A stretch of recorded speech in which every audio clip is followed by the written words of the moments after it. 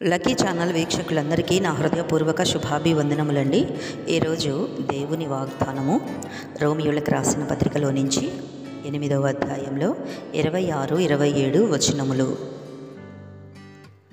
అటువలే ఆత్మయు మన బలహీనతను చూచి సహాయము చేయుచున్నాడు.